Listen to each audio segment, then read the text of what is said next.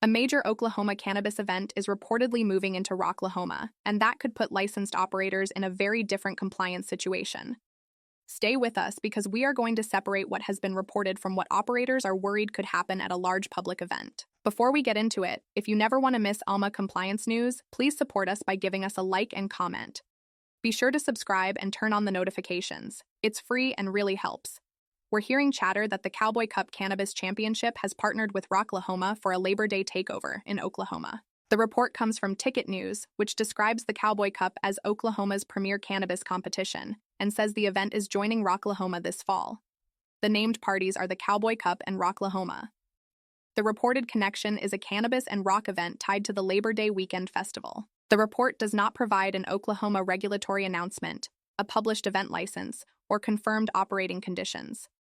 It also does not identify how cannabis products, exhibitors, consumption, sales, or advertising would be handled at the event. Those details matter because the report establishes a partnership claim, while the practical event rules have not been laid out in the information available for this story.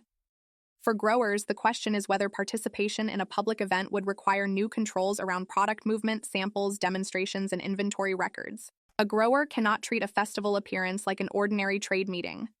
Every item, transfer, and person handling product would need a clear compliance trail. For processors, packaging, labeling, transport, and demonstrations could create separate exposure if products move between licensed premises and an event site. For licensed retailers, the risk could center on sales activity, customer interactions, age checks, marketing claims, and whether staff understand exactly what the event permits.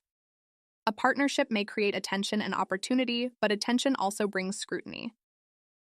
Here is the question operators should ask. Does a public cannabis event create a controlled way to reach customers, or does it introduce license risk that has not been mapped yet? What would your compliance file show before your team agrees to participate? If you want to avoid costly fines and shutdowns, contact us using the link below to find out how Trish can automate your compliance daily.